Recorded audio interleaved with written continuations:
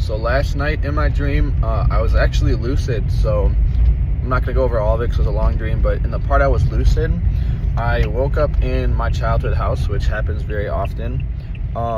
And so I walk outside. Usually when I wake up in my childhood house, I walk outside the front door. But this time I walked outside the, a fucking cop just passed by, so I didn't make it seem like I wasn't on my phone. But this time I walked out the side door. And so when I walked out, I realized, oh shit, I am kind of in a dream. And then usually what happens is I'll realize I'm in a dream and the dream will start to break down. I don't know if it's like nervousness or something, but the dream will start to kind of fall apart.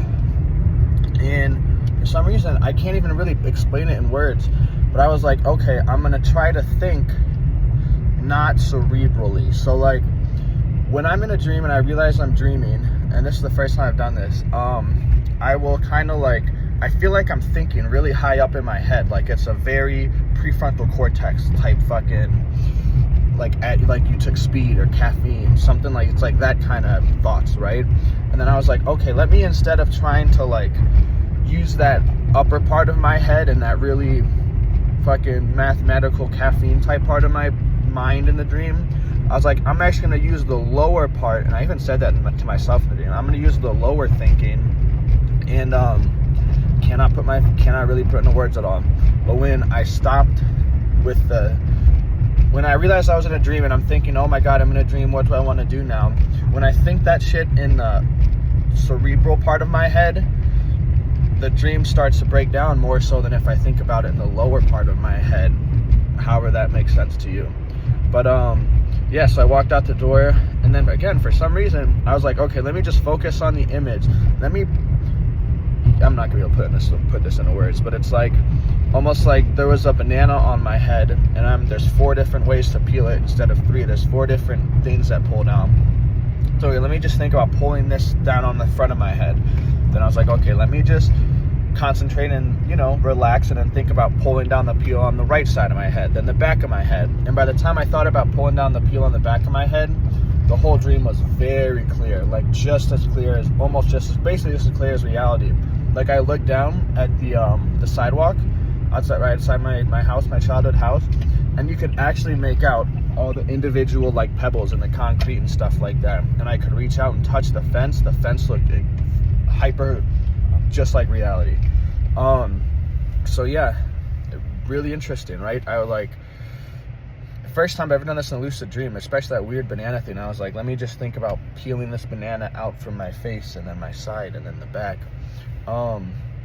And then yeah, so then after I did that, I walked out and I kind of started walking down our street, and then I walk up one of our neighbors' driveways, and the dream starts to break down again. And then yeah, that's where again I was like, okay, instead of thinking with my caffeine mathematical brain about how I can bring this dream back to be clear again, let me think about it in the lower fucking emotional part, just objective bystander type part of my brain. And then I did that, and the dream became clear again. So yeah, it's very, very interesting. First time ever done that in a lucid dream. I don't even know what like possessed me or gave me the idea to do that in a dream, but extremely interesting. Last thing about that dream is normally, when I wake up, and usually I'm in a lucid dream, and in the dream I'm waking up in my childhood house, and so I go outside and I look down the block. Usually, so what happens is my block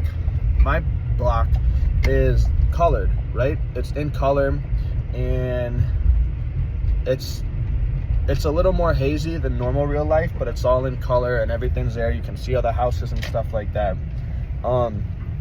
And I heard that one of the reasons that if you have become lucid that your dream starts to break down is it's because you basically just try to get into a new environment too quickly, right? So like I'll be in a dream and I'm in the parking lot, and then I'm like, no, I want to be at Burning Man. And then so maybe I'll walk through a door and be like, Burning Man, Burning Man, Burning Man, put me in Burning Man. But your brain supposedly can't just snap a whole new scene in front of you that quickly.